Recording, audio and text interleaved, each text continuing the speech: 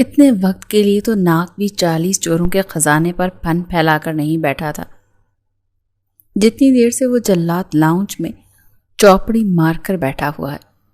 نور کا مارے غم کے برا حال تھا، اس کا بس نہیں چل رہا تھا کہ وہ عالم شاہ کو صوفے سمیت اٹھا کر لاؤنج سے باہر پھینک دے، مگر اس باڈی بلڈر کے سامنے وہ دھان پان سی لڑکی تھی، وہ اسے اپنی جگہ سے 1 انچ بھی ہلا نہیں سکتے تھے۔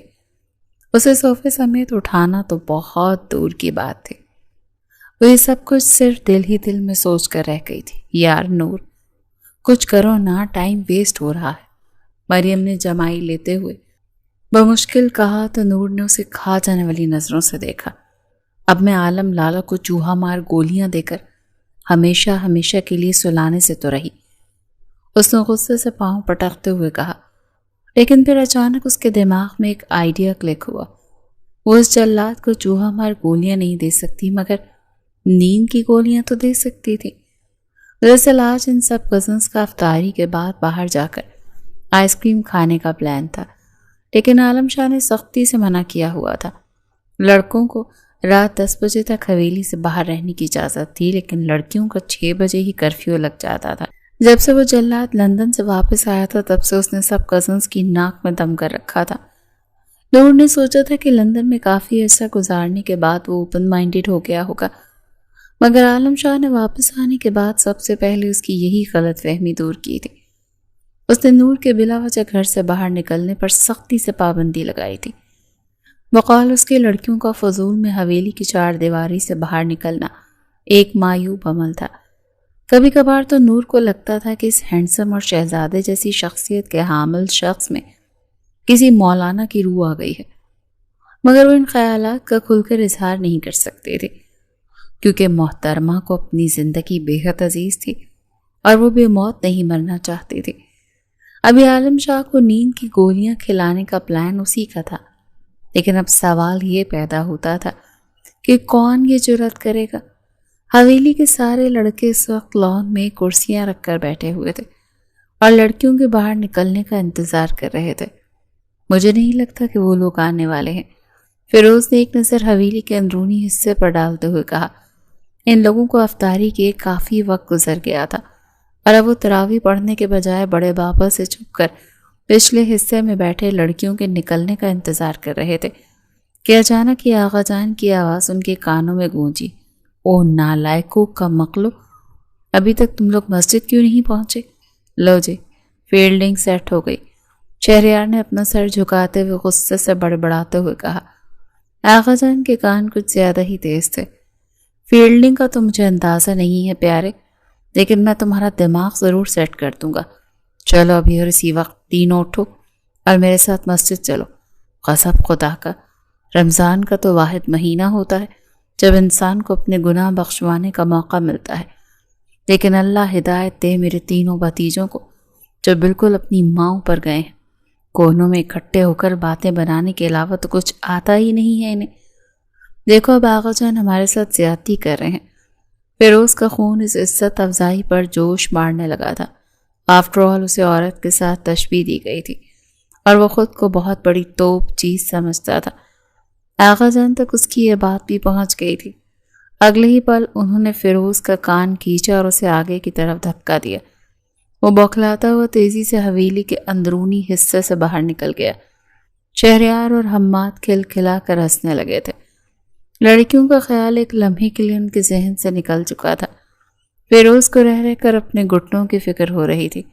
ایک تو مولوی صاحب 20 تراویح اس قدر سلو سپیڈ میں پڑھاتے تھے کہ کبھی کبھار فیروز کو لگتا تھا کہ تھوڑی ہی دیر میں فجر کی اذان ہونے لگے گی، اور ایک دن واقعی میں ایسا ہو بھی گیا کہ اس دن وہاں پر موجود بڑے بڑے نیک لوگوں کی بھی حالت خراب ہو گئی تھی۔ فیروز نے بہت زیادہ واویلا مچایا تھا کہ میں اگلے دن مسجد نہیں جاؤں گا، لیکن آغا جان کے سامنے کہاں کسی کی چلتی تھی۔ ابھی بھی مرتے کیا نہ کرتے کہ مصداق، وہ تینوں نماز کے لیے ہاتھ باندھے کھڑے تھے۔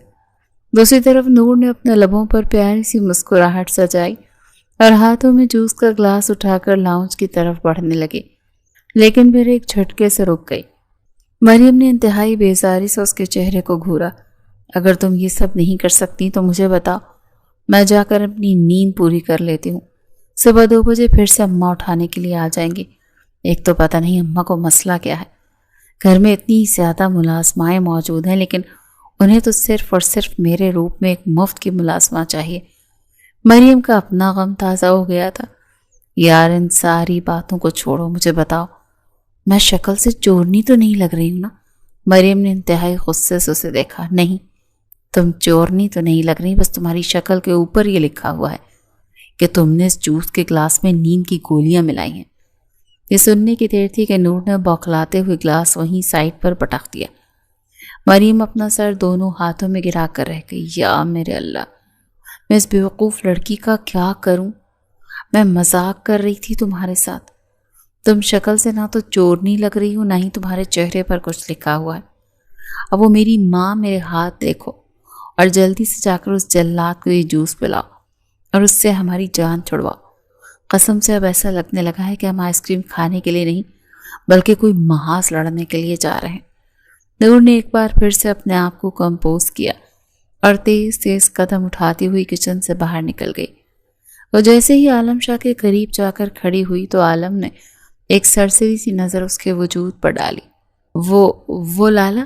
نور نے ہچکچاتے ہوئے کہا۔ ہاں بولو۔ عالم نے ابھی تک اپنی نظریں ٹی وی پر ہی جمائی ہوئی تھی جہاں انڈیا اور انگلینڈ کا سیمی فائنل چل رہا تھا۔ وہ چاہتا تھا کہ نور بیگم جلد از جلد یہاں سے چلی جائیں۔ بولو، خاموش کیوں ہو؟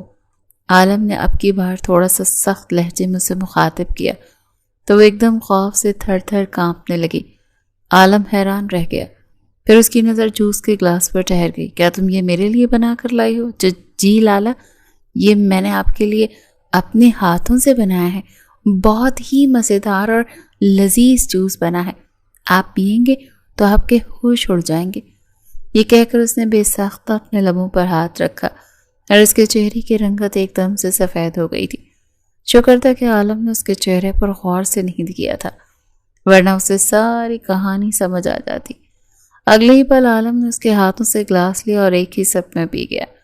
نور کا تو خوشی کے مارے حال برا ہو گیا تھا۔ تھوڑی ہی دیر میں عالم شاہ کی نظروں کے سامنے اندھیرا گھومنے لگا تھا۔ اسے شدت سے کچھ غلط ہونے کا احساس ہوا۔ ہوش کی دنیا سے بیگانہ ہونے سے پہلے اس نے نور کو لاؤنج میں بھنگڑے ڈالتے ہوئے دیکھا تھا اور اسے ساری کہانی سمجھ آ گئی تھی، لیکن کمزوری اور نیند کے غالب آنے کی وجہ سے وہ کچھ بھی نہیں کر پایا تھا۔ مریم نور کے ہنسنے کھلکھلانے کی آواز سن کر فوراً سے بھاگی ہوئی باہر آئی۔ اس کا بازو پکڑ کر اسے گھسیٹتے ہوئے لان میں لے گئی۔ فضول عورت، کیا کر رہی ہو تم؟ دراصل آج تایا اور چچا جان کا کپل پھپھو کے گھر افطاری پر گیا ہوا تھا، جس میں نور کی امی جان بھی شامل تھی، اسی لیے وہ ہواؤں میں اڑ رہی تھی۔ حویلی میں دادا جان، دادی جان اور تایا جان موجود تھے۔ دادا دادی تو اپنے کمرے میں آرام کرنے کے غرض سے لیٹ گئے تھے۔ تایا ان تینوں نالائقوں کو اپنے ساتھ لے کر تراویح پڑھانے کے لیے چلے گئے تھے۔ عالم شاہ نے بھی ان سے وعدہ کیا تھا کہ وہ تھوڑی ہی دیر میں وہاں آ جائے گا، لیکن پھر محترمہ نے سارا ہی کھیل بگاڑ دیا۔ نور اور مریم جب باہر لان میں پہنچی تو انہیں دور دور تک کوئی نظر نہیں آیا۔ کہیں ایسا تو نہیں کہ ان نالائقوں نے ہمارے ساتھ پرینک کر دیا؟ نور کو اپنی آواز کسی گہری کھائی سے آتی ہوئی معلوم ہو رہی تھی۔ میں نے تو تمہیں پہلے ہی کہا تھا کہ فیروز جیسے بندے پر یقین کرنے کی ضرورت نہیں ہے، وہ ایک نمبر کا ٹھگ انسان ہے۔ مریم کی فیروز سے کبھی بھی نہیں بنتی تھی، وہ ہمیشہ ایک دوسرے کی ٹانگ کھینچنے میں مصروف رہتے تھے۔ نور نے اسے کھا جانے والے انداز میں دیکھا اور فوراً سے موبائل نکال کر فیروز کا نمبر ڈائل کیا۔ فیروز جو کہ تیسری رکعت میں تھا اور اس کا موبائل بھی سائلنٹ پر نہیں تھا، اچانک سے اس کی عجیب و غریب قسم کی بیل بجنے لگی۔ بہت ہی زور و شور سے اس کے موبائل پر انگلش گانا بج رہا تھا۔ اس کے برابر میں کھڑے شہریار و حماد کے لیے اپنی ہنسی پر قابو پانا بہت ہی مشکل ہو گیا تھا۔ ایک تو ماشاءاللہ سے ان کا ایمان بہت مضبوط تھا اور دوسری طرف اس چھوٹی سی حرکت نے ان کے ایمان کو مزید ڈگمگانے پر مجبور کر دیا تھا۔ مرتا کیا نہ کرتا کہ مصداق فیروز نے جلدی سے اپنی جیب میں سے موبائل نکال کر آف کر دیا اور ایک بار پھر سے نماز پڑھنے کے لیے کھڑا ہو گیا۔ اس کی اس حرکت پر قاری صاحب بھی ایک لمحے کے لیے غضبناک ہوئے تھے۔ آغا جان کا تو خون غصے کے مارے کھول رہا تھا۔ ایک تو فیروز انگلش میں حد سے زیادہ نالائق تھا، کبھی اس کے 30 سے اوپر نمبر ہی نہیں آئے تھے۔ ہر بار ہی وہ سپلی کے ساتھ گھر واپس آتا تھا، اور ابھی اپنے موبائل پر انگلش ٹیون لگا کر وہ خود کو امیجن ڈریگن سمجھ رہا تھا۔ ادھر فیروز نے نور کی کال کاٹی تھی اور ادھر نور کے چہرے کی ہوائیاں اڑ گئی تھیں۔ وہ ہمارے ساتھ ایسا نہیں کر سکتا، ہم نے صرف اور صرف ان تینوں کی خاطر اپنی جان کو خطرے میں ڈالا۔ ابھی ان دونوں نے صرف اتنا ہی کہا تھا کہ حویلی کے اندر سے انہیں ایک چیختی چلاتی ہوئی آواز سنائی دی۔ یہ آواز کسی اور کی نہیں بلکہ نور کی امی کی تھی۔ ان کے ہاتھ پاؤں بری طرح پھول گئے۔ دراصل سب گھر والے افطاری سے واپس آ چکے تھے۔ نور اور مریم بھاگتے ہوئے لاؤنج میں داخل ہوئے تو سامنے کا منظر دیکھ کر ان کے ہوش اڑ گئے تھے۔ شمسہ بیگم جو کہ عالم شاہ کی امی تھی، وہ اپنے بیٹے کا سر اپنی گود میں رکھ کر چھوٹے بچوں کی طرح پھوٹ پھوٹ کر رو رہی تھی۔ ارے نور بیٹا، مریم بیٹا، دیکھو نا، اس کو ہوش کیوں نہیں آ رہا؟ اس کو ایک دم سے کیا ہو گیا؟ میرا بچہ بھی تھوڑی دیر پہلے تو بالکل صحیح سلامت تھا، میری اس سے بات ہوئی تھی، ہائے میرے بچے کو ایک دم سے کیا ہو گیا؟ نور نے مدد طلب نظروں سے مریم کو دیکھا جو کہ فوراً ہی وہاں سے رفو چکر ہو گئی تھی۔ ہمیشہ ایسے ہی ہوتا تھا، ہر کوئی نور کو برا کام کرنے کے لیے موٹیویٹ کرتا تھا، اور جب وہ پرجوش ہو کر وہ کام کر گزرتی تھی تو سب لوگ آہستہ آہستہ پیچھے سے ہٹنے لگتے تھے۔ نور نے بے ساختہ خوف سے تھوک نکلا، وہ تائی امی جان، مجھے لگ رہا ہے کہ یہ اپنی نیند پوری کر رہے ہیں، آپ دیکھیں ان کی سانسیں بھی چل رہی ہیں اور ان کی نبض بھی نارمل چل رہی ہے۔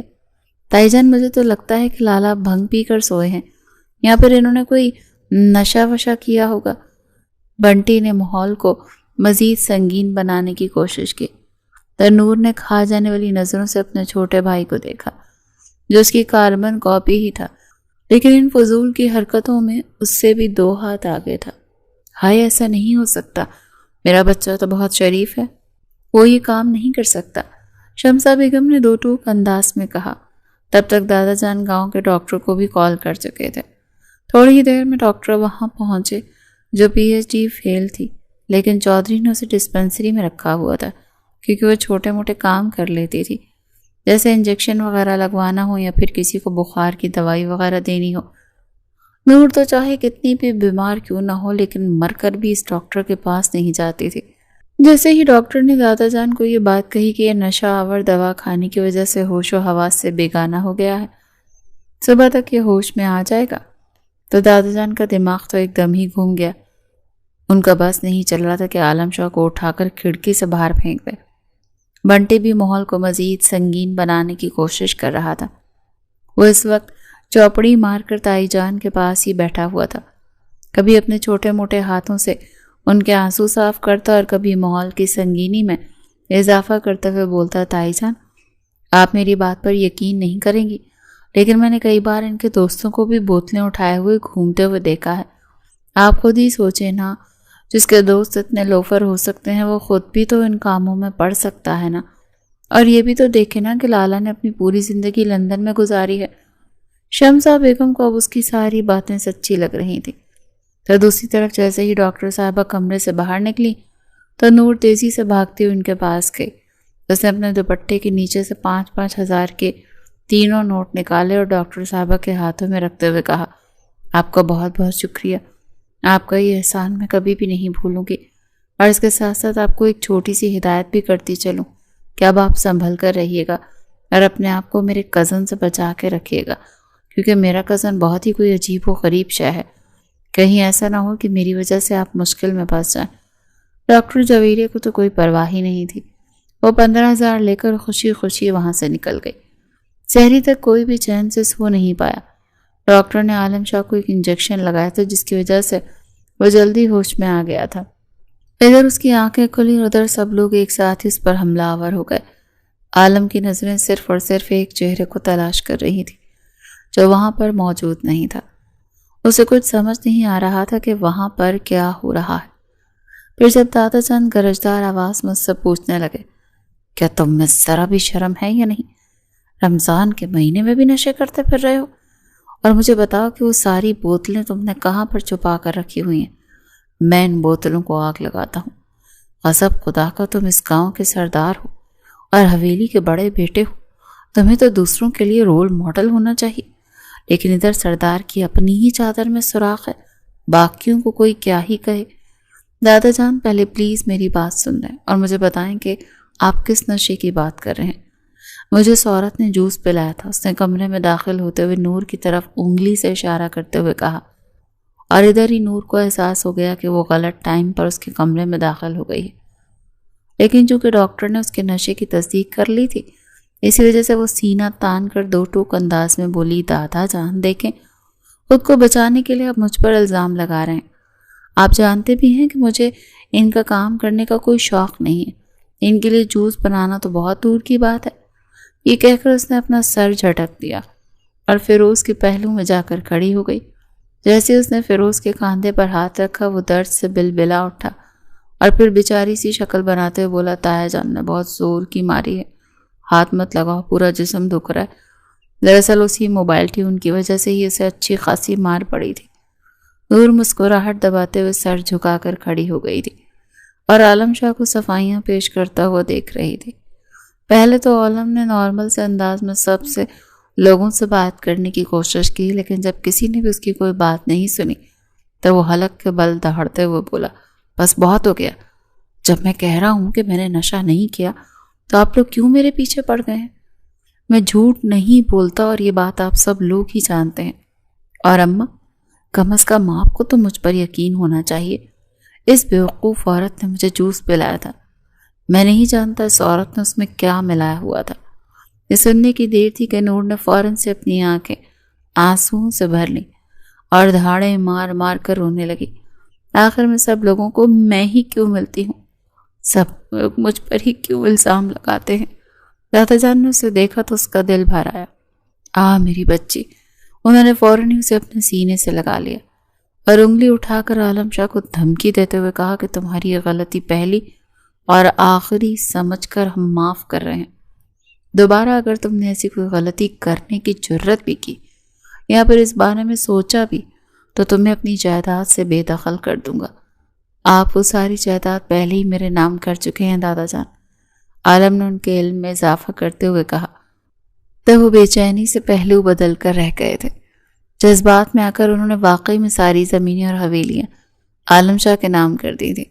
دراصل اس کے سردار بننے پر دادا جان نے یہ سب کچھ اسے تحفے میں دیا تھا اور اب یہی تحفہ طاق بن کر ان کے گلے میں لٹکنے لگا تھا۔ بہت لوگ آہستہ آہستہ اس کے کمرے سے نکلنے لگے تھے۔ شمسہ بیگم کے بار بار اپنے بیٹے کے ماتھے کو چوم رہی تھی۔ وہ خدا کا لاکھ لاکھ شکر ادا کر رہی تھی کہ عالم شاہ ہوش میں آ گیا تھا۔ نور بھی وہاں سے کھسکنے ہی لگی تھی کہ عالم نے اعلان کر دیا، مجھے نور سے ایک ضروری بات کرنی ہے، اس کے علاوہ آپ سب لوگ یہاں سے جا سکتے ہیں۔ نور نے مدد طلب نظروں سے دادا کو دیکھا، لیکن وہ کاندھے اچکاتے ہوئے وہاں سے چلے گئے تھے۔ نور کی امی اسے مشکوک نظروں سے دیکھ رہی تھی اور مریم تو وہاں پر موجود ہی نہیں تھی۔ بنٹی بھی موقع تلاش کر رہا تھا کہ کسی طرح سے اپنی بہن سے بات کر کے سودا کر سکے، کیونکہ اس نے اپنی بہن کو ڈاکٹر صاحبہ سے باتیں کرتے ہوئے سن لیا تھا اور وہ نور سے اپنے پیسے نکلوانا چاہتا تھا۔ آنے والے وقت سے مکمل طور پر بے نیاز ہو کر وہ اسی کے کمرے میں ٹھہر گئی۔ اس کا وجود کسی سوکھے پتے کی طرح لرز رہا تھا۔ وہ دھان پان سی لڑکی کبھی کبھار عالم شاہ کو مکمل طور پر گھما کر رکھ دیتی تھی۔ آج تک کوئی بھی عالم شاہ کو بیوقوف بنانے میں کامیاب نہیں ہو سکا، لیکن وہ لڑکی اس طرح سے کھیل کھیلتی تھی کہ عالم تو خود حیران رہ جاتا تھا۔ عالم نے آگے بڑھ کر سب سے پہلے کمرے کا دروازہ لاک کیا تھا۔ یہ آپ کیا کر رہے ہیں؟ دروازہ کھولیں ورنہ میں دادا جان کو بتا دوں گی کہ آپ مجھے ہراساں کرنے کی کوشش کر رہے ہیں۔ نور نے ڈرتے ڈرتے اسے دھمکی دینے کی کوشش کی۔ کیا تمہیں لگتا ہے کہ دادا جان تمہاری بات پر یقین کریں گے؟ وہ اسے اپنی نظروں کے حصار میں لیتے ہوئے بولا۔ گوری رنگت، بڑی بڑی کالی رنگ کی آنکھیں، تیکھی ناک اور پتلے پتلے ہونٹ، وہ لڑکی بلا شبہ حسن کا مجسمہ تھی اور پہلی ہی نظر میں کسی کو بھی اپنا دیوانہ کر لینے کی صلاحیت رکھتی تھی۔ لیکن فی الحال عالم شاہ کو اس پر پیار نہیں بلکہ بے حد غصہ آ رہا تھا۔ آپ جلدی بولیں، آپ کو کیا کہنا ہے؟ سحری کا وقت ہو رہا ہے، مجھے جا کر سحری کرنی ہے۔ آپ نے تو روزہ رکھنا نہیں ہے، لیکن مجھے آپ کی وجہ سے اپنا روزہ خراب نہیں کرنا۔ نور نے اپنے لہجے کو ہموار کرنے کی کوشش کی۔ ٹھیک ہے، بات کر رہا ہوں، تم اتنی گھبرا کیوں رہی ہو اور مجھ سے دور کیوں بھاگ رہی ہو؟ میرے قریب آ کر بیٹھو۔ عالم کے عجیب سے لہجے میں بات کرنے پر وہ آنکھیں پھیلا کر اس کے چہرے کو گھورنے لگی تھی۔ اس نے بے ساختہ خوف سے تھوک نکلا۔ اس کے گلے میں گلٹی کو بنتا ہوا دیکھ کر عالم کے لبوں پر ایک جاندار سی مسکراہٹ پھیل گئی۔ وہ لڑکی اس سے حد سے زیادہ ڈرتی تھی اور اس کی قربت میں بے چین ہو جاتی تھی، لیکن اس کے باوجود بھی اپنی حرکتوں سے باز نہیں آتی تھی، اور یہی بات عالم کو بھی زہر لگتی تھی۔ وہ چاہتا تھا کہ نور سدھر جائے، لیکن نور کا فی الحال ایسا کوئی موڈ نہیں تھا۔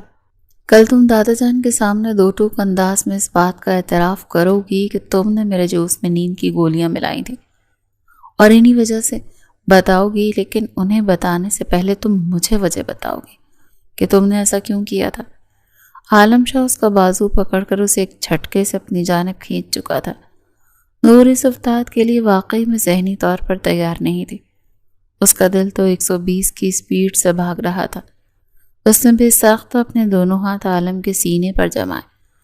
اس نے اپنے اور اس ظالم شخص کے درمیان فاصلہ بنانے کی کوشش کی تھی، لیکن عالم کی گرفت بہت مضبوط تھی۔ وہ زور سے اسے اپنے اندر بھینچ چکا تھا۔ نور کی دھڑکنیں عالم کے مضبوط سینے کے ساتھ ٹچ ہو رہی تھی۔ اس کے لیے اپنے قدموں پر کھڑا رہنا مشکل ہو گیا تھا۔ کمرے میں اے سی چل رہا تھا، لیکن اس کے باوجود بھی اس کے ماتھے پر پسینے کے قطرے چمک رہے تھے، اور دوسری طرف عالم بھی اس کے جسم کی نرمی کو محسوس کرتے ہوئے مسرور سا ہونے لگا تھا۔ وہ لڑکی، اس کا نازک سا جسم عالم کو پاگل کر دیتا تھا۔ جب بھی وہ اس کے نزدیک ہوتی تھی تو عالم کی حالت غیر ہونے لگتی تھی۔ اس کے لیے اپنے اوپر کنٹرول کرنا مشکل ہو جاتا تھا۔ وہ سمجھ نہیں پا رہا تھا کہ ایک طرف وہ نور کی حرکتوں کی وجہ سے تنگ ہے اور دوسری طرف وہ اس کی قربت کے لیے بھی مچلتا ہے۔ آخر اس کی وجہ کیا ہے؟ ابھی بھی وہ نور کے ساتھ چپکا کھڑا تھا۔ نور نے تنگ آ کر ساری جدوجہد چھوڑ دی تھی اور اس کے قریب ہی کھڑی ہو کر سہمے ہوئے انداز میں کہنے لگی، میں نے واقعی میں نیند کی گولیاں نہیں ملائی ہیں مسٹر شاہ۔ عالم اب کی بار اس کی کمر پر اپنی گرفت مضبوط کی تھی۔ نور کو لگ رہا تھا اس کی کمر ٹوٹ جائے گی۔ تکلیف کے مارے اس کی آنکھوں میں آنسو آ گئے تھے۔ آپ ایک بہت ہی برے اور بے شرم انسان ہیں۔ میں نے تو ابھی کچھ کیا ہی نہیں۔ وہ اس کے کانوں میں جھکتا ہوا خمار بھرے لہجے میں کہتا اسے واقعی میں تڑپنے پر مجبور کر گیا تھا۔ نور کے لبوں سے نکلنے والی سسکیاں ایک بار پھر عالم کو بے قابو کرنے لگی تھی۔ مجھے صاف صاف اور جلدی جلدی بتاؤ، اگر تم چاہتی ہو کہ میں تمہیں سحری کا وقت ختم ہونے سے پہلے آزاد کر دوں تو مجھے بتاؤ۔ عالم نے ایک نظر گھڑی پر ڈالی۔ یہ دیکھ کر وہ پرسکون ہو گیا، کیونکہ ابھی تک سحری کا ٹائم شروع ہی نہیں ہوا تھا۔ حویلی والے کچھ زیادہ ہی جذباتی تھے، اسی وجہ سے ہی ساری رات وہ اس کے کمرے میں بیٹھے رہے۔ ابھی حویلی کی ساری عورتیں کچن میں کھڑی سحری کی تیاری کر رہی تھیں، اور ادھر نور عالم شاہ کے شکنجے میں بری طرح پھنسی ہوئی تھی۔ یعنی تم اس طرح نہیں بتاؤ گے؟ یہ کہہ کر عالم نے اپنا چہرہ اس کے بالوں میں چھپایا۔ عالم کے ہونٹ نور کی گردن کے ساتھ چھو رہے تھے۔ کہ یہ آپ کیا کر رہے ہیں لالا؟ وہ بری طرح سے گڑبڑا گئی تھی۔ پلیز مجھ سے دور ہو جائیں، کہ یہ بہت ہی غلط بات ہے، آپ کو ایسا نہیں کرنا چاہیے۔ نور کی باتیں اور اس کی بھولی ہوئی سانسیں عالم کو اس سے دور ہٹانے کے بجائے اسے مزید نور کے قریب جانے پر مجبور کر رہی تھی۔ مجھے بتانے کی ضرورت نہیں ہے کہ مجھے کیا کرنا چاہیے اور کیا نہیں۔ میں اپنی حدود کو بہت اچھے طریقے سے پہچانتا ہوں۔ اس کے بالوں کو سمیٹتا ہوا ایک سائڈ پر رکھتے ہوئے بولا، مجھے صاف صاف اور جلدی جلدی بتاؤ کہ تم نے یہ سب کچھ کیوں کیا۔ اب اس کا لہجہ ہر طرح کے جذبے سے پاک تھا۔ نور نے ہمت کی، ہم لوگوں کا باہر آئس کریم کھانے کا پلان تھا۔ یہ کہہ کر وہ پل بھر کے لیے رکی تھی۔ آپ لاؤنج سے ہٹ ہی نہیں رہے تھے اور ہمیں ہر حال میں باہر جانا تھا، اسی وجہ سے مجبوری بن گئی تھی۔ اگر مجبوری نہ ہوتی تو قسم خدا کی کبھی بھی یہ کام نہ کرتی۔ یہ کہہ کر وہ خاموشی سے اپنا سر جھکا کر کھڑی ہو گئی۔ اس کی کمر پر موجود عالم کی گرفت بھی نرم پڑ گئی تھی۔ جیسے ہی عالم نے اسے آزاد کیا وہ دروازے کی طرف بھاگی، لیکن عالم اس کی کوشش کو ناکام بناتا ہوا اسے ایک بار پھر سے اپنے نزدیک کر چکا تھا۔ اس بار عالم کا ہاتھ اس کے پیٹ پر موجود تھا۔ ایک تو وہ لڑکی پر پورا حق رکھتا تھا، لیکن چاہ کر بھی اسے بتا نہیں پا رہا تھا کیونکہ ابھی تک دادا جان کی طرف سے اسے اجازت نہیں ملی تھی۔ دوسرا مسئلہ یہ بھی تھا کہ وہ صرف اور صرف 3 سال کی تھی جب اس کا عالم کے ساتھ نکاح ہوا تھا۔ دادا جان کا خیال تھا کہ وہ اس کا نکاح دوبارہ پڑھائیں گے اور اس بار ان دونوں کی مکمل رضامندی سے یہ سب کچھ ہوگا، کیونکہ پہلے جب نکاح ہوا تھا تب نور بہت چھوٹی تھی، اسے کسی چیز کا آئیڈیا نہیں تھا اور ابھی بھی وہ اپنے اور عالم کے نکاح سے واقف نہیں تھی۔ اسی وجہ سے وہ اسے لالا کہہ کر پکارتی تھی اور اس کی عادتوں پر بہت زیادہ چڑھتی تھی۔ دوسری طرف جب وہ عالم کو لالا کہتی تھی تو عالم کا دماغ غصے سے گھوم جاتا تھا۔ اس کا بس نہیں چلتا تھا کہ اس محترمہ کا منہ اس وقت تک بند کر دے جب تک ان دونوں کی رخصتی نہیں ہو جاتی، تاکہ وہ اس کے اور اپنے رشتے کو پہچان کر کم از کم یہ لالا والا راگ الاپنا تو چھوڑ دے۔ ابھی نور پھر سے اس کے ساتھ لگ کر کھڑی تھی۔ عالم کے ہاتھ نور کے پیٹ پر حرکت کر رہے تھے۔ تمہاری یہ پہلی اور آخری غلطی سمجھ کر معاف کر رہا ہوں، دوبارہ مجھے غلطی کا موقع نہ دینا۔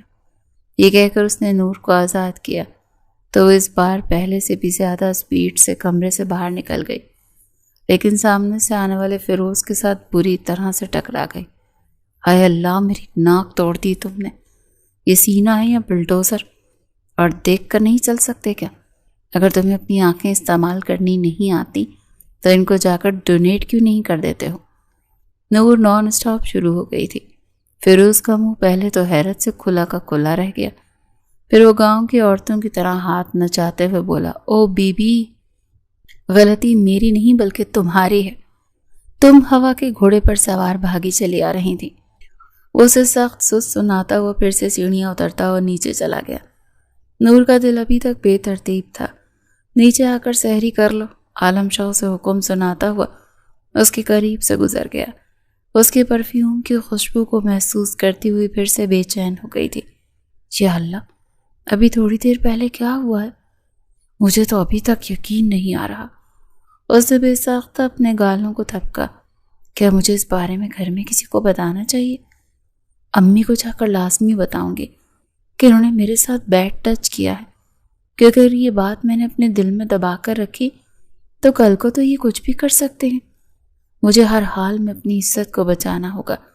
اگر یہ سردار ہیں تو اس کا مطلب ہے کہ یہ کچھ بھی کریں گے۔ اس کی آنکھیں مارے غم سے پھر سے جلنے لگی تھی، لیکن اسے اپنی ماں کو یہ بات بتانی تھوڑی سی مشکل لگ رہی تھی۔ صبح فجر کی نماز کے فوراً بعد ہی وہ آمنہ بیگم کے کمرے میں آ گئی۔ آمنہ بیگم بھی سلام پھیر کر بیٹھی دعا ہی مانگ رہی تھی۔ اپنی بیٹی کو صبح صبح وہاں پر دیکھ کر حیران رہ گئی۔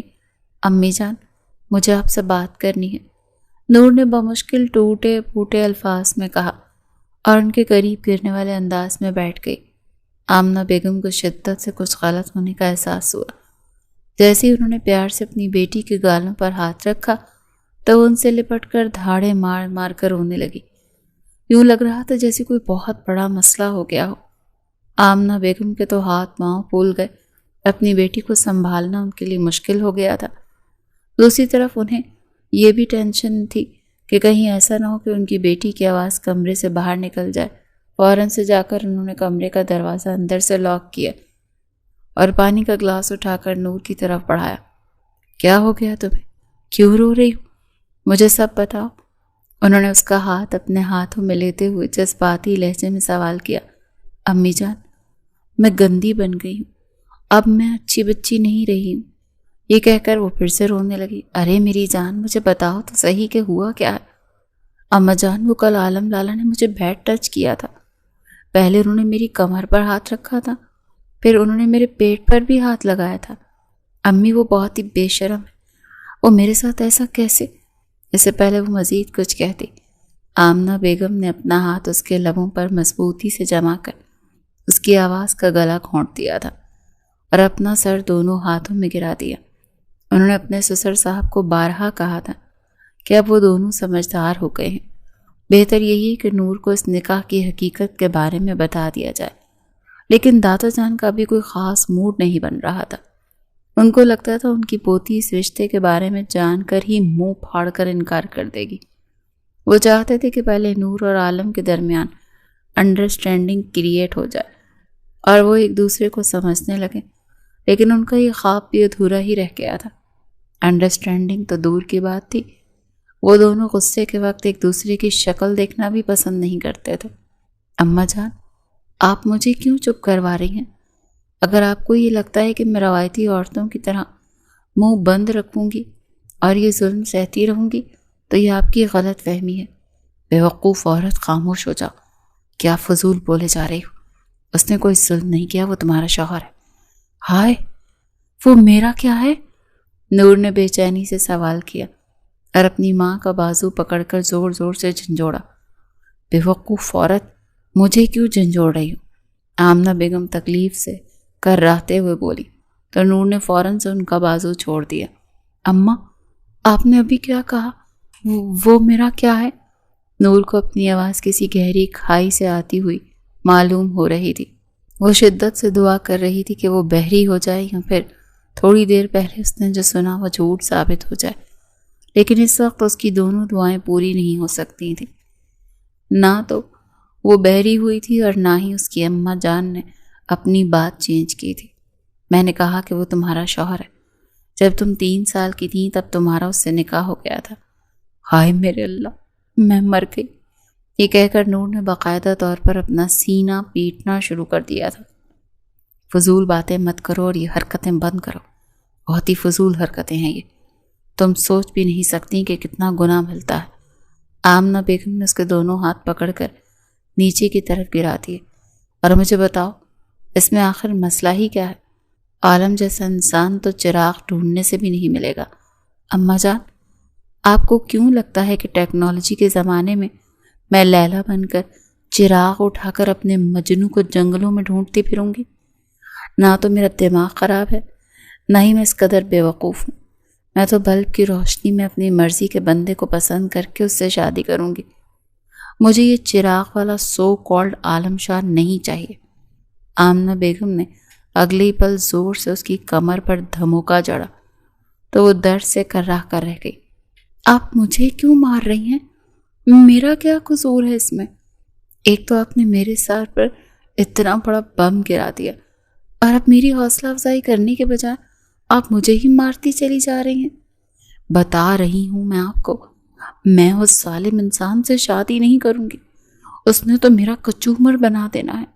آپ خود ہی سوچیں، مجھ میں اور اس میں کتنا بڑا فرق ہے۔ میں گلاب کا پھول ہوں اور وہ کیکٹس ہے۔ میں چاکلیٹ ہوں، وہ کلونجی ہے، اور تو اور میں پرنسس ہوں، جبکہ وہ سکوٹا جن ہے۔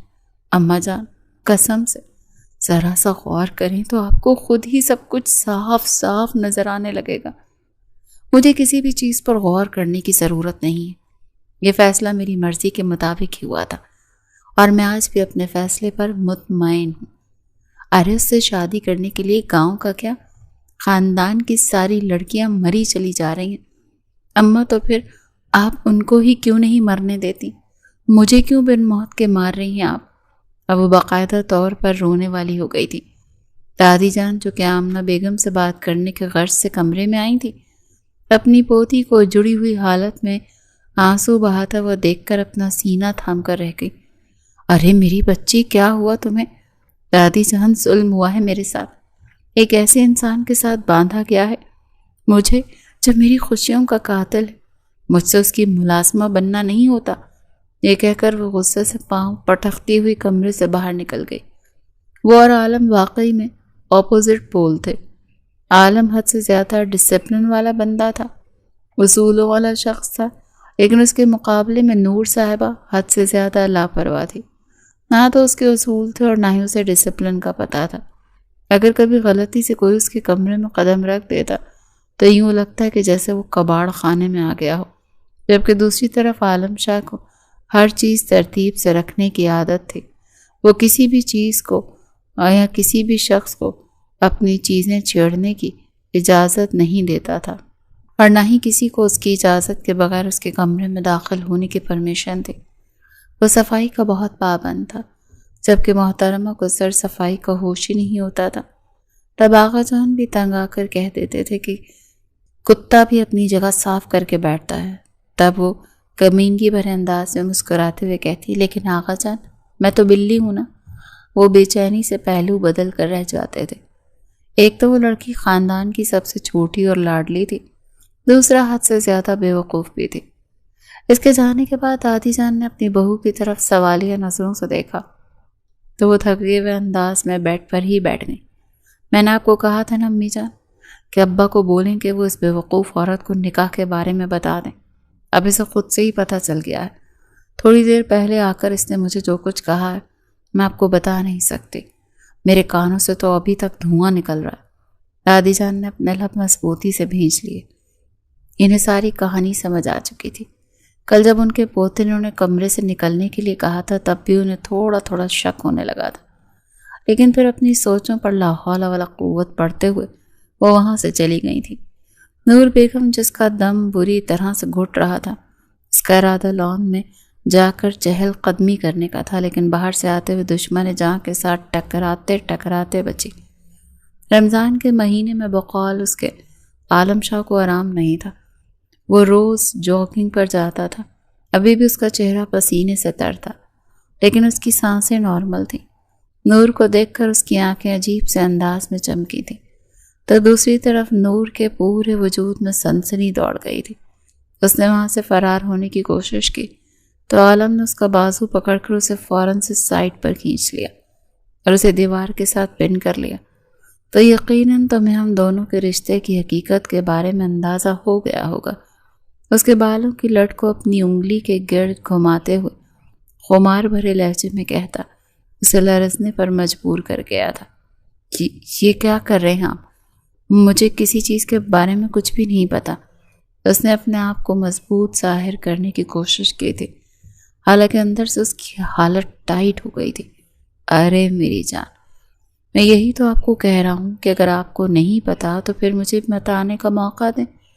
میں آپ کو سب کچھ بتا دوں گا، ایک ایک چیز ایکسپلین کروں گا، وہ بھی بالکل سادہ اور آسان سے الفاظ میں۔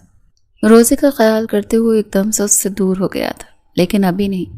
اور ہاں، دوپٹہ لے کر گھوما کرو، ابھی تم چھوٹی بچی نہیں ہو جو بغیر دوپٹے کے بھاگتی پھرتی ہو۔ اگر تمہیں اپنے روزے کا خیال نہیں ہے تو کم از کم میرے روزے کا ہی خیال کر لو۔ کیوں میرا روزہ مکروہ کرنا چاہتی ہو تم؟ وہ اس کی ابھری ہوئی دھڑکنوں پر ایک سرسری سی نظر ڈالتے ہوئے اپنے کمرے میں چلا گیا تھا۔ اس کے جانے کے بعد محترمہ نے فوراً سے اپنے سینے پر ہاتھ رکھ کر اپنی دھڑکنوں کو چھپانے کی کوشش کی تھی، لیکن اب اس کا کوئی فائدہ نہیں تھا۔ اس کے بعد سے وہ بڑا سا دوپٹہ اپنے گرد مضبوطی سے لپیٹ کر گھوم رہی تھی۔ آمنہ بیگم نے باقاعدہ طور پر اپنا ماتھا پیٹا تھا۔ وہ اس لڑکی کا کچھ بھی نہیں کر سکتی تھی۔ نور نے شام کے وقت دادا جان کے کمرے میں جا کر بھی واویلا مچایا تھا، لیکن دادا جان نے الٹا اسے ایموشنل بلیک میل کر دیا تھا کہ بیٹا، میں نے تو ہمیشہ تمہاری ہر بات مانی ہے اور تمہیں ہر کسی سے بڑھ کر سمجھا ہے۔ کیا یہ سب کچھ میں نے اس وجہ سے کیا تھا کہ تم آج مجھے پورے خاندان کے سامنے ذلیل کر سکو؟ تمہارے دادا نے خاندان والوں کے سامنے زبان دی تھی اور تمہارا نکاح عالم شاہ سے کروایا تھا۔ تمہارے دادا نے خاندان والوں کے سامنے زبان دی تھی اور تمہارا نکاح عالم شاہ سے کروایا تھا۔ اگر آج تم لوگوں کا نکاح ٹوٹ جاتا ہے تو میں کسی سے بھی نظریں ملانے کے قابل نہیں رہوں گا۔ میں بری طرح سے ذلیل و رسوا ہو جاؤں گا۔ یہ باتیں واقعی میں اثر کر گئی تھیں۔ نور نے واقعی میں شرمندگی سے اپنا سر جھکا لیا تھا، لیکن دادا جان میں آپ کو بتا رہی ہوں کہ میں بھی شادی نہیں کروں گی۔ میں اس وقت تک ہی شادی کروں گی جب میرا موڈ بنے گا، اور آپ اپنے اس پوتے کو بھی سمجھا لیجئے گا کہ مجھ سے 100 فٹ کے فاصلے پر رہے، اور اسے یہ بھی بتا دیجئے گا کہ اب مجھ سے بات کرنے کی بھی ضرورت نہیں ہے۔ میں اپنی پوری توجہ اپنی پڑھائی پر مرکوز کرنا چاہتی ہوں۔ دادا جان نے حیرانگی سے اپنی پوتی کو دیکھا۔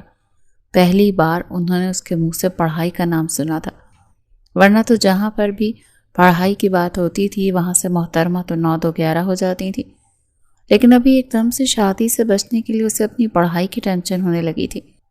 آہستہ آہستہ اس کے اور عالم شاہ کے نکاح کی خبر پورے خاندان کے بچوں میں جنگل کی آگ کی طرح پھیل گئی تھی۔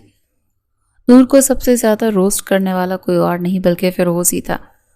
وہ چھوٹی چھوٹی بات پر اس کو تنگ کرتا تھا۔ ارے نور، تمہیں تو کچرا ڈالنے کی طرح بکھرے ہوئے کمرے میں سونے کی عادت تھی، ایک صاف ستھرے کمرے میں تمہارا کیسے گزارا ہوگا؟ یار قسم سے مجھے تمہارے لیے واقعی میں افسوس ہو رہا ہے۔ جب نور یہ سنتی تھی تو اسے مارنے کے لیے بھاگتی تھی، لیکن وہ کمال پھرتی کا مظاہرہ کرتے ہوئے وہاں سے رفو چکر ہو جاتا تھا۔ دوسری طرف عالم، جو کہ پہلے ہر وقت نور پر غصہ کرتا رہتا تھا، ابھی اس کے رنگ ڈھنگ ہی بدل گئے تھے۔ جب بھی نور اس کے سامنے آتی تھی تو اسے اپنی نظروں کے حصار میں لے لیتا تھا۔ اس کی نگاہیں نور پر ہی جم جاتی تھیں اور اس وقت تک دیکھتا رہتا تھا جب تک کہ وہ اس کی نظروں سے اوجھل نہیں ہو جاتی تھی۔ ایک دن نور کچن میں کھڑی اپنے لیے جوس بنا رہی تھی۔ دوپٹہ اس کے کاندھے پر موجود تھا اور اس کے بال بھی بکھرے ہوئے تھے۔ آج اس کا روزہ نہیں تھا کیونکہ اسے ایک دم سے ہی پیریڈز ہو گئے تھے، اور اسے اس چیز کا بھی آئیڈیا نہیں تھا کہ اس کا ظالم شوہر گھر پر ہی موجود ہے۔ وہ سمجھ رہی تھی کہ عالم شاہ ڈیرے پر گیا ہوا ہے اور اس کے باقی کزنز بھی یونیورسٹی میں گئے ہوئے تھے کیونکہ ان کے مڈ ٹرم ایگزامز شروع ہو گئے تھے۔ اچانک ہی نور کو اپنے پیچھے کسی کی آہٹ محسوس ہوئی تو نور کا دل عجیب سے انداز میں دھڑکا۔ وہ قدموں کی چاپ سے ہی پہچان گئی تھی کہ آنے والا کون ہے۔ دوسری طرف نور کو ایک دم سے ساکت ہوتا ہوا دیکھ کر عالم کے لبوں پر ایک جاندار سی مسکراہٹ پھیل گئی تھی۔ وہ جانتا تھا کہ اس لڑکی کی چھٹی حس بہت تیز ہے، اسی وجہ سے ہی اسے نور کے ساتھ شرارتیں کرتے ہوئے بہت مزہ آتا تھا۔ اگلے ہی پل عالم نے نور کے کاندھے پر اپنی ٹھوڑی رکھی اور اس کی کمر کے گرد اپنے بازو لپیٹ لیے۔ نور کی حالت ایسی تھی جیسے کاٹو تو بدن میں لہو نہیں۔ وہ بری طرح سے بے چین ہو گئی تھی اور کسی بن پانی کی مچھلی کی طرح اس کی گرفت میں پھڑ پھڑانے لگی تھی۔ عالم نے اپنی گرفت کو کمزور کرنے کے بجائے مزید سخت کر لیا تھا اور اب کی بار وہ درد سے تڑپ اٹھتی تھی۔ کیا کر رہے ہیں آپ؟ مجھے درد ہو رہا ہے، اس نے آہستہ سی آواز میں کراہتے ہوئے کہا۔ مجھے بھی درد ہوتا ہے جب تم مجھ سے دور بھاگتی ہو اور جب تم مجھے اگنور کرتی ہو۔ عالم نے دو بدو جواب دے کر اسے ایک دم سے خاموش کروا دیا تھا۔ کیونکہ مجھے آپ سے شادی نہیں کرنی ہے، شادی تو تمہیں مجھ سے ہی کرنی ہوگی، بلکہ تمہاری تو پہلے ہی سے شادی ہو چکی ہے۔ اس وقت تم صرف اور صرف 3 سال کی تھی۔ یہ کہہ کر وہ ایک بار پھر سے اس سے دور ہو گیا تھا۔ رمضان کی وجہ سے اس کا لحاظ کر جاتا تھا، ورنہ اس کا ارادہ تو نور کو کچا چبا جانے کا تھا۔ آج رات کے وقت میرے کمرے میں آنا، مجھے تم سے کچھ ضروری باتیں ڈسکس کرنی ہیں، اور خبردار جو تم نے ڈنڈی مارنے کی کوشش کی، ورنہ مجھ سے برا اور کوئی نہیں ہوگا۔ وہ انگلی اٹھا کر اسے دھمکی دیتا ہو جتنی تیزی سے آیا تھا اتنی ہی تیزی سے وہاں سے چلا گیا تھا، جبکہ نور خدا کا لاکھ لاکھ شکر ادا کر رہی تھی کہ اس شخص نے نور سے جوس کی بابت نہیں پوچھا، ورنہ اس کے سامنے وہ مزید شرمندہ ہو جاتی۔ شام کے وقت بھی وہ لان میں چہل قدمی کر رہی تھی اور کھجوریں کھا رہی تھی کہ اچانک اس کی نظر قریبی دیوار سے ٹیک لگا کر کھڑے عالم شاہ پر پڑی، جو کہ اس وقت اطمینان سے اسے دیکھ رہا تھا۔ کبھی کبھار نور ڈر جاتی تھی کیونکہ وہ اچانک ہی سے وہاں پر آ جاتا تھا اور نور کو اندازہ بھی نہیں ہوتا تھا۔ تمہارے پیریڈز کب ختم ہو رہے ہیں؟ کھجور نور کے منہ سے اچھلتی ہوئی زمین پر گر گئی اور اس کا پورا منہ حیرت سے کھلا کا کھلا رہ گیا۔ جی میں سمجھی نہیں، میں نے تم سے کچھ پوچھا ہے؟ تمہارے پیریڈز کب ختم ہو رہے ہیں؟ کیونکہ میں تمہاری آئس کریم کھانے کی خواہش کو پورا کرنا چاہتا ہوں۔ وہ یہ کہتا وہ اس کی طرف بڑھنے لگا تو نور بے ساختہ 2 قدم پیچھے کی طرف ہٹی۔ میں نہیں چاہتا کہ پیریڈز میں آئس کریم کھا کر تمہاری طبیعت خراب ہو جائے۔ میں تمہیں صبح جوس پینے سے منع بھی نہیں کرنا چاہتا تھا، کیونکہ میں نے سنا ہے کہ ٹھنڈی چیزیں پینے سے لڑکیوں کے پیٹ میں درد ہونے لگتا ہے، اور میں تمہیں درد میں نہیں دیکھ سکتا۔ نور کا چہرہ شرم کے مارے لال ہو گیا، اس کے گال تپنے لگے اور کانوں کی لو بھی سرخ ہو گئی تھی۔ اس کا دل کر رہا تھا کہ زمین پھٹے اور وہ اس میں سما جائے اور پھر اس کے سامنے سے غائب ہو جائے۔ یہ ساری خواہشیں اس کے دل میں ہی دب کر رہ گئیں، کیونکہ نہ تو وہ غائب ہو پا رہی تھی نہ ہی وہاں سے جا پا رہی تھی۔ آپ کو ایک دم سے کیا ہو گیا ہے؟ مجھے ایک دم سے ہم دونوں کے رشتے کا احساس ہو گیا ہے، اور مجھے اس چیز کا بھی پتہ چل گیا ہے کہ صرف یہی ایک طریقہ ہے جس سے میں تمہیں اپنا قابو میں کر سکتا ہوں۔ اسے کھینچتا وہ دوبارہ سے دیوار کے ساتھ لگا چکا تھا اور اس کی شہرک پر انگلی رکھتے ہوئے بولا، آج رات کا مطلب آج رات ہی ہوتا ہے۔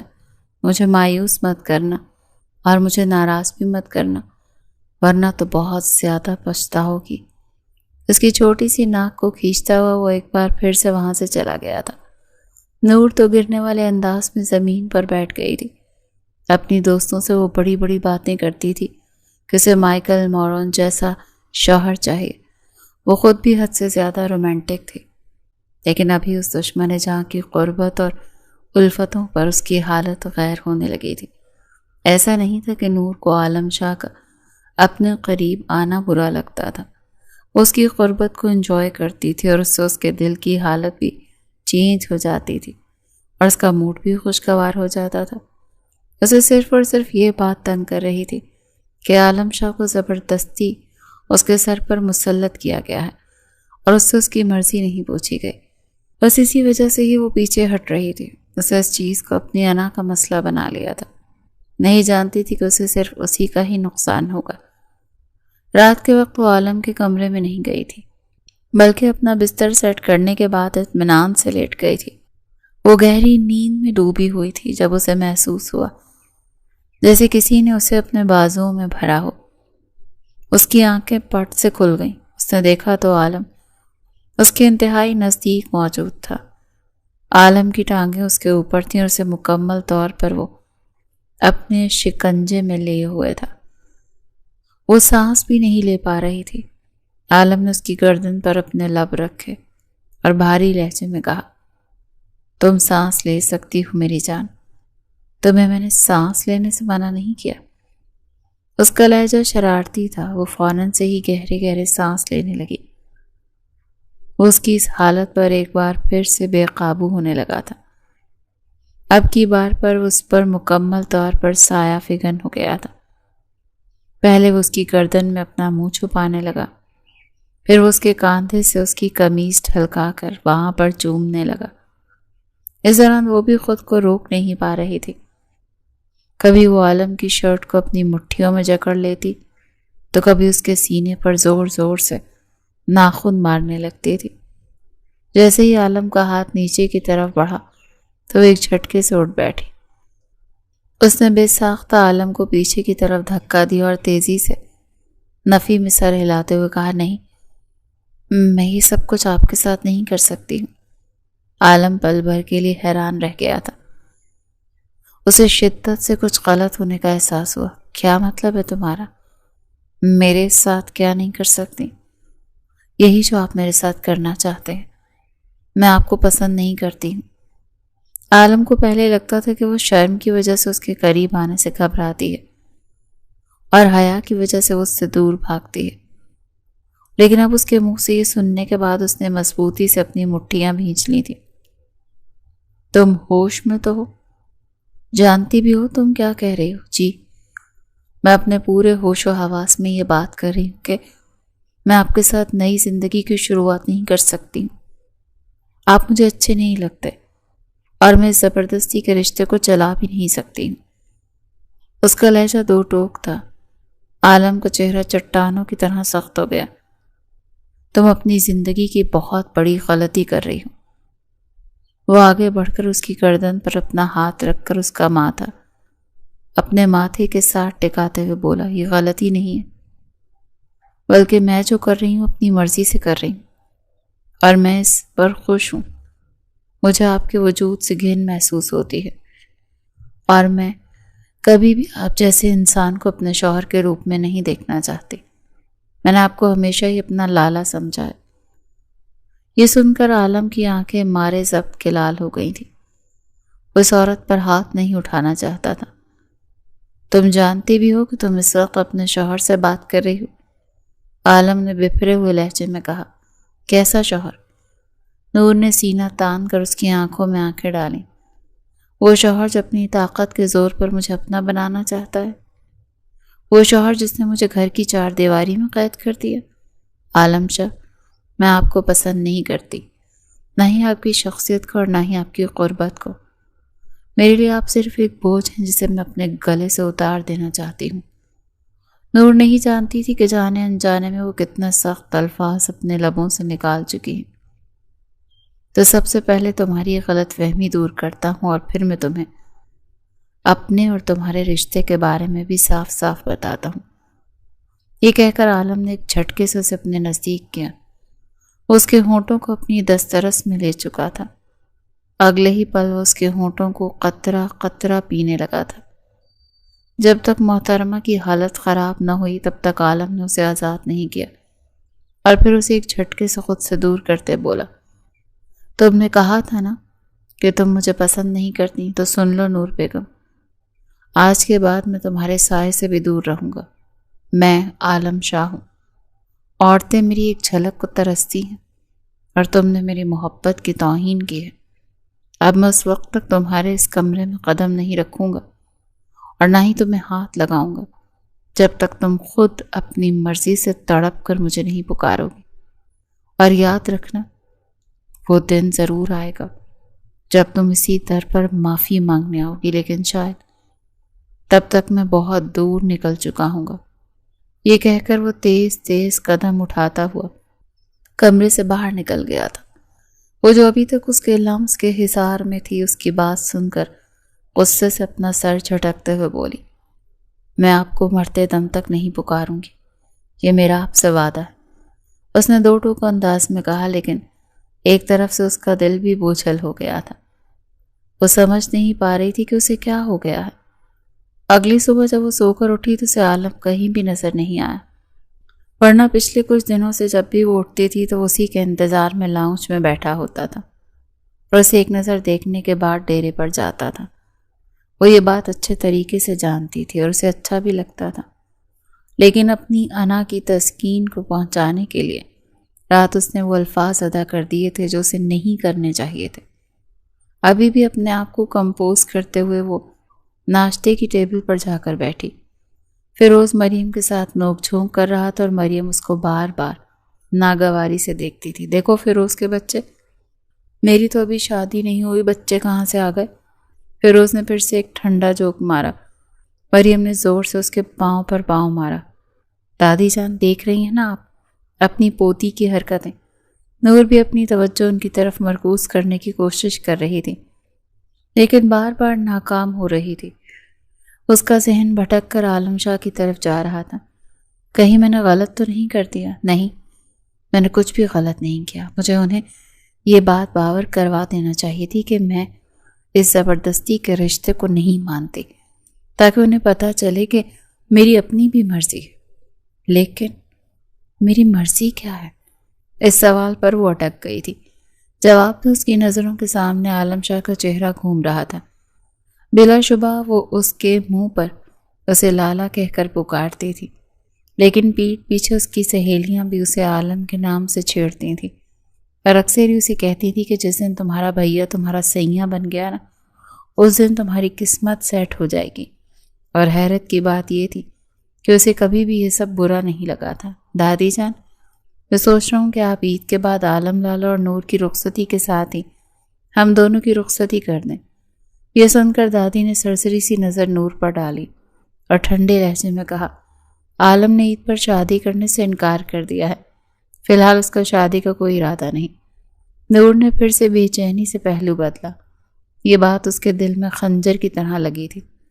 اگلے کچھ دن اس نے بڑی مشکل سے اپنے اوپر قابو پایا تھا، لیکن پھر وقت گزرنے کے ساتھ ساتھ اسے شدت سے اپنی غلطی کا احساس ہو رہا تھا۔ اسے عالم کی یاد ستانے لگی تھی۔ نکاح کا انکشاف ہونے سے پہلے بھی وہ ہر وقت عالم کے آگے پیچھے ہی گھومتی رہتی تھی اور اس کو تنگ کرنے میں مصروف رہتی تھی۔ عالم بعض اوقات اسے چھوٹی چھوٹی سزائیں دیتا تھا، لیکن اس کے باوجود بھی وہ اس کا بہت خیال رکھتا تھا۔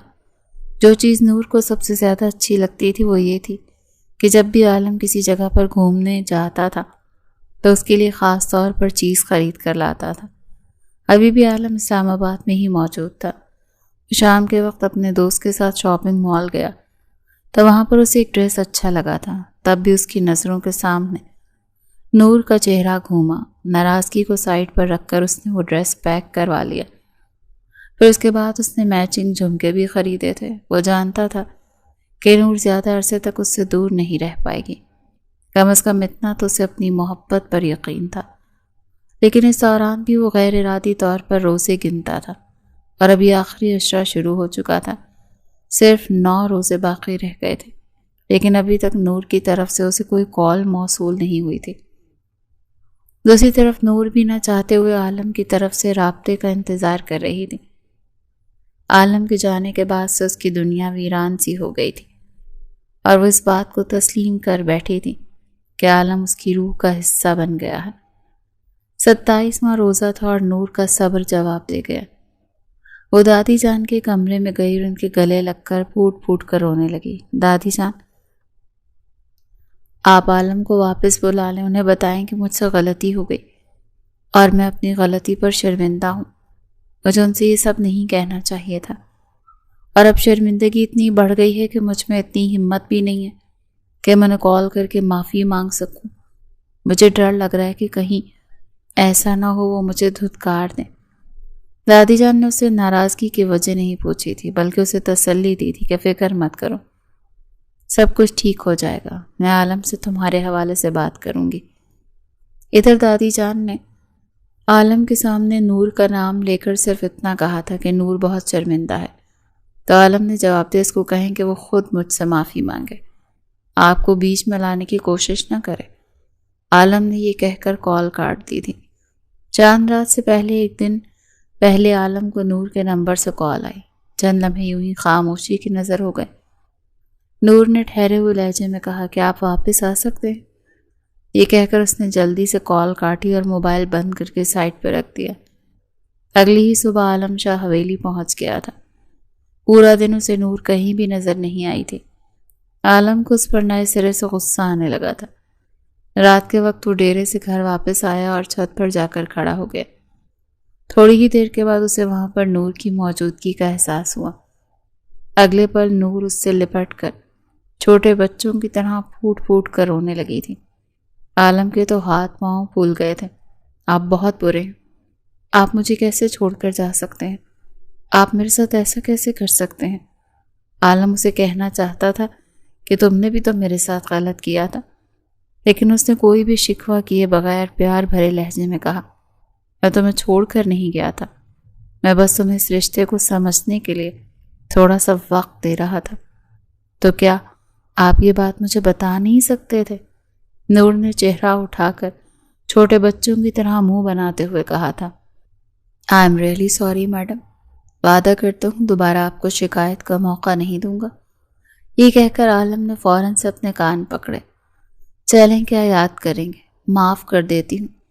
اس نے سو کرتی ناک کے ساتھ احسان کرنے والے انداز میں عالم کو ایک بار پھر سے اسے پیار بھری نظروں سے دیکھنے لگا تھا۔ اسے نگاہیں چراتے ہوئے بولی، اب مجھے عید کا تحفہ چاہیے، مجھے چوڑیوں اور مہندی خرید کر دیں۔ کیا مطلب ہے؟ صرف چوڑیوں اور مہندی پر ہی گزارا کرو گی؟ مجھے تو لگ رہا تھا تم کچھ بڑا مانگو گی۔ یہ سن کر نور کی آنکھیں چمکی تھی، لیکن وہ انجان بننے کا مظاہرہ کرتے ہوئے بولی، آپ خود ہی بتا دیں کہ مجھے آپ سے کیا مانگنا چاہیے۔ عالم نے اس کی کمر پر ہاتھ رکھ کر اسے اپنا قریب کیا۔ تمہیں مجھ سے میرا ساتھ مانگنا چاہیے اور رخصتی بھی، تاکہ اگلی عید پر تمہاری گود میں میرا چھوٹا سا منا موجود ہو اور ہم اس کے ساتھ مل کر عید سیلیبریٹ کریں۔ یہ سن کر اس نے اپنی گردن جھکا لی تھی اور اپنا سر عالم کے سینے کے ساتھ ٹکا دیا تھا۔ یہ بہت جلدی نہیں ہو جائے گا، ابھی تو میں خود ایک چھوٹی سی بچی ہوں۔ اس نے معصومیت سے اپنے ڈر کا اظہار کیا تو عالم اس کے سر پر اپنی ٹھوڑی ٹکائے ہوئے بولا، تو پھر ٹھیک ہے، بچے پر ہم تھوڑا سا کمپرومائز کر لیں گے، لیکن اب مزید تم سے دور نہیں رہ سکتا۔ رخصتی تو ہر حال میں ہی ہوگی، باقی ہم فیملی پلاننگ کر لیں گے۔ نور دل و جان سے راضی ہو گئی تھی۔ جس فیملی پلاننگ کی ان دونوں نے بات کی تھی اس کا موئے موئے ہو گیا تھا۔ اگلے سال اسی موقع پر نور کی گود میں 2 جڑواں بیٹے موجود تھے جنہوں نے اس کا جینا حرام کیا ہوا تھا۔ چاند دیکھنا تو دور کی بات، اسے اپنا چہرہ دیکھنے کی بھی فرصت نہیں ملتی تھی۔ ان کے چکروں میں ہی گن چکر بنی رہتی تھی۔ عالم اس دوران ہر طرح سے اس کا ساتھ دینے کی کوشش کرتا تھا، لیکن بچے بھی اچھے خاصے شرارتی ثابت ہوئے تھے۔ جب بھی وہ روتے تو نور بھی روتی کوئی شکل بنا کر عالم شاہ کو گھورتی۔ وہ معصوم بن کر اپنے کانوں کو ہاتھ لگا لیتا۔ اب تو اس کا پکا وعدہ تھا کہ پچھلی بار کی طرح فیملی پلاننگ نہیں ہوگی، بلکہ اس بار وہ سالڈ فیملی پلاننگ کرے گا۔ لیکن نور کا حسن ہی اتنا جان لیوا تھا کہ وہ ہر بار خود سے کیا ہوا وعدہ توڑ دیتا تھا اور اس کے وجود میں گم ہو جاتا تھا۔